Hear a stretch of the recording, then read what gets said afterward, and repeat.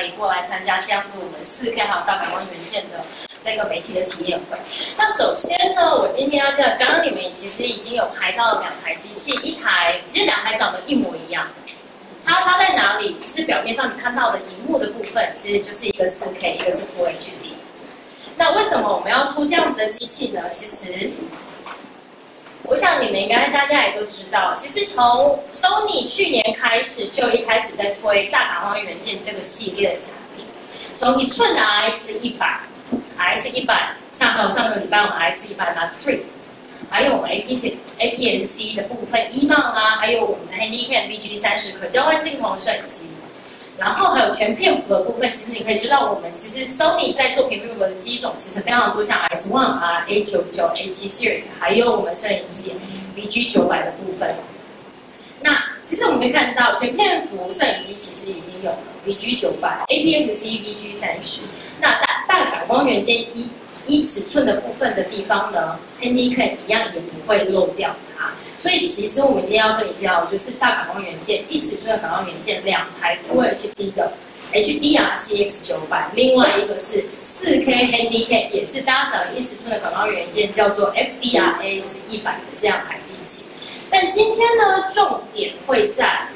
我们所谓的4K 这一台 FDR-AX100 的部分。我相信在今年1月的时候，在 CES 我们全球发表了这一台 FDR-AX100 掌上型的数位摄影机，其实造成了很多人的关注。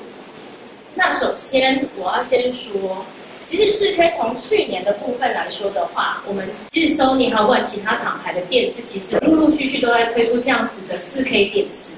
那其实它的需求，国外来说的话，它其实是陆续在成长。从2011年、2012年，其实我们可以看到预期 projection 的部分呢，4K 电视其实是往上一直在增加，所以4K 其实是一个趋势。接着，我们其实4K 的播放从今年开始，已经陆陆续续有在欧洲、在韩国、日本还有美国已经有这样子的播放 broadcasting 的部分。那也知道说，我们今年世足赛的部分 ，Sony 其实也会有一个4K 的播放的部分。那其实我们有没有发现，其实台湾已经开始已经有4K 的这样子的部分？我不知道你们有没有听过乐海恋歌，它其实已经是跟我们 Sony 专业型的摄影机合作，拍了第一部的4K 连续剧。它其实由冯凯尔导演所做的一部电视剧，它是用4K 的摄影机所拍的。对，所以其实可以发现，现在大家陆陆续续都已经有这样子的录影环境，不管是在国外的部分，台湾也陆陆续续已经有这样子的趋势，所以4K 未来是一定会走的一条路。好，其实我们去年的部分其实有发表了一个也是消费型第一台4K Handycam， 叫做 FDR-AX100， 我不知道你们大家知不知道这一台？这一台其实它的形状比较大一台。然后呢，它的外形比较属于高阶的专业型的摄影机的部分，但是它是第一台消费市场上面4K Handycam。那 Sony 今年又乘胜追击的推出了这样子的掌上型的 Handycam FDR-AX100 的部分。那我们可以发现说，前一代跟后一代，我先让你们看一下我们所拍摄的一个。较慢，所以其实像是我们说的，因为G牌的摄影机呢，它其实只有4K 15P，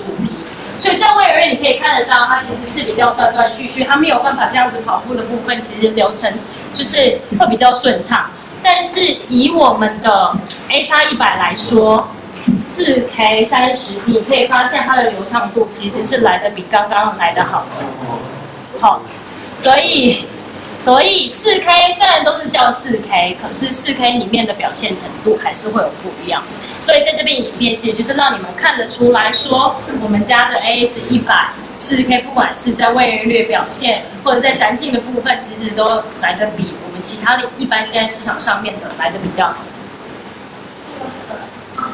好，低光源的部分的话呢，其实也是可以，让你们看一下，小型摄影机。低光源的部分，其实你可以看得出来，它细节的部分，还有低光源呈现的部分，其实是来的比较暗一点。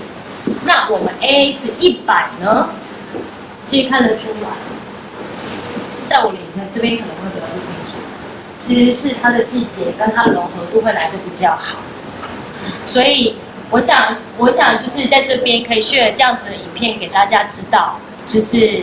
手机还有一些 POV 的部分 ，POV 的就是摄影机的部分，怎么会是跟我们现在要？然后我刚刚其实有介绍了一个我们去年所出现的一台4K 消费型的摄影机，叫 FDR-AX100，因为它的 size 比较大，重量也比较重，所以其实我们今年的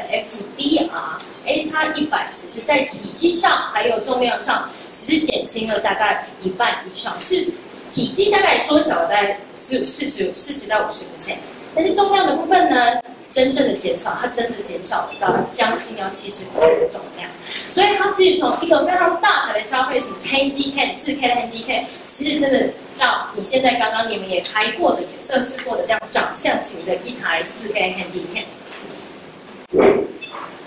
那接着呢，这一台我们想要去诉求的部分是什么？其实我们刚刚都知道4K 什么叫4K， 等一下老师会帮我们做介绍。但是4K 它等于是4倍的 Full HD 的解像，所以4K 的部分呢，我们其实要强调的是什么？细节的呈现。那大感光元件、一尺寸、散景的影片，还有低光源处理能力。所以3大重点就是镜头、一尺寸，还有我们 Beyonce X 的处理器，这3个元素造就了我们可以产生这样子这么小台。细节、散景、低光源处理都非常佳的一台4K Handycam。那除此之外，虽然它是消费型的摄影机，但是我们也不会忘掉其他的功能，是专门就是为了专业型的摄影师们。它有手动环、手动控制键的部分，减光镜、无点音声道的部分。那它也延续了我们 FY14年 Handycam 的部分，有一个叫做正在消除我的声音，其实可以把你的声音背后录影的声音减到最低。那我相信，其实大家刚刚拍过了，也接触过了这么小台的摄影机，1尺寸的 Full HD 的 Handycam， 它有什么样厉害的地方？其实我们从 CES 出现了之后，我们其实 FDR 这一台呢，获得很多的奖项。在 CES 上面，其实我们得了很多，不管在摄影机上面，或者在空控的部分，都得到了非常多的奖项。那最近的部分呢，就是 TPA。TPA 其实我们在 FDR-AX100 的部分，它得了最佳的 Handycam 部分。所以其实从 CES 上市之后发表之后，到我们最近的部分，其实这一台4K 小型掌上型的这一台 Handycam， 其实得到了无数的奖项。那大家一定会很好奇，大概什么时候会上市？它其实这个礼拜五就会上市。对。然后呢，价钱呢？ Full HD 就是1尺寸 Full HD 的 Handycam， 它售价49900，但4K 这个部分，所以建议售价74900。这就是今天我们2个的主角 ，Full HD 大感光元件 Handycam， 还有4K 大感光元件 Handycam 的部分。那接着呢，有关于产品 feature 的部分、产品特色的部分，我接着会交给我们的专业摄影的讲师 Alice， 他会实际的让你们知道这一台4K 里面的 feature 是什么，哪里是很值得注意的地方。那我就现在把这个部分交给我们 Alice。